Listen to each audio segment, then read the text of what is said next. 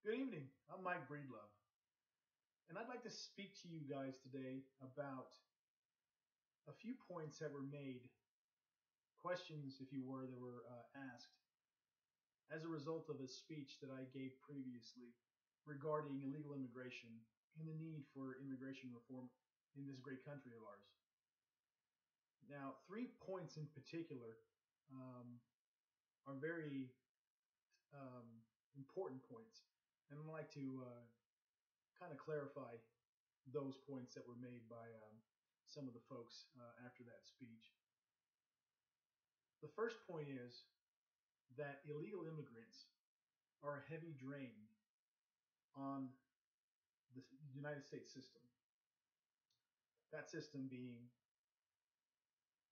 that provides social benefits to citizens of this country. Benefits such as Medicaid, food stamps, TANF, those type of things, Social Security. Now, in a recent CNN report that was written in November of 2014, obviously, one of the things that was cited was that illegal immigrants are not eligible to participate in any type of social service in this country, whether it be Medicaid, whether it be food stamps or TANF, temporary aid. They're just simply not able to be eligible for that.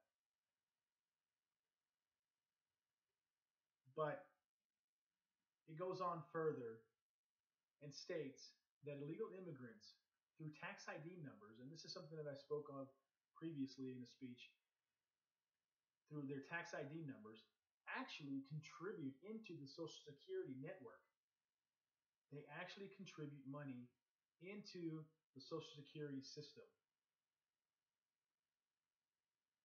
Those same folks, those same illegal immigrants that are putting money into the Social Security network are funding that network without having any kind of right of access to that. So they're actually paying money into a system that they can't draw from. That same CNN report goes on to say that without that contribution from illegal immigrants, as more and more baby boomers begin to retire, the system could falter. So the taxes that are being paid in to fund Social Security from illegal immigrants are actually bolstering and helping to keep the Social Security system afloat. Statistical data given in the CNN report actually points to the fact that 25% of illegal immigrant households are less likely to be on Medicaid, less likely to use food stamps versus citizen households. So I wanted to make sure that we pointed that out. The second point is that there is a great fear that illegal immigrants are participating in elections illegally. In a Media Matters report online that's dated October 2014, they basically debunk this assertion. Voter fraud by illegal immigrants and voter impersonation is not a rampant problem in our society, and it's made out to be that. But in fact, since the year 2000, over 1 billion votes have been registered. And out of those 1 billion votes, only 31 votes, 31 out of 1 billion since 2000, were actually verified to be the subject of in-person fraud. Now that's according to Loyola University Law School professor Justin Levitt. Out of those 31, none of them are confirmed to be illegal immigrants. So you have this belief that we have to protect our election process through voter ID laws and that sort of thing, when statistically it's been proven that not that only 31 votes out of 1 billion since 2000 have actually been tainted, and none of them can be attributed to illegal immigration. So one has to wonder about that point.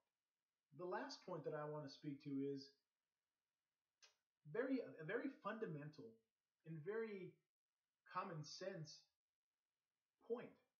And I think all of us would agree to this point. And that is, if illegal immigrants want to be here, they should do it the right way. They should follow the legal process to be here through work visa or through family visas granted by the Department of Homeland Security, granted by the government. They should seek that legal means to get here and stay here legally. And I think everybody in this room would agree to that. I think everybody in the country would agree to that. And I'm not disagreeing with that point at all.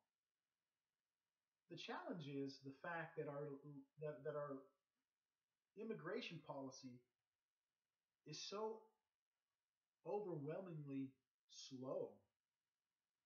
It makes it very hard, very difficult, and almost impossible for people who want to be here in the right way legally to do so.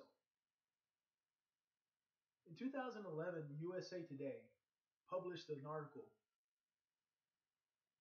that had various statistics about the waiting period before certain people from different countries could actually get their paperwork processed to be in the United States legally.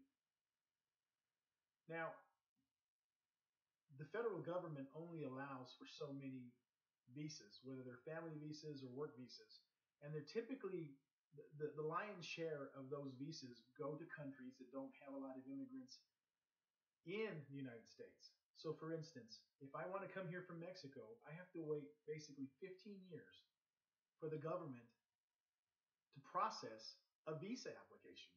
15 years.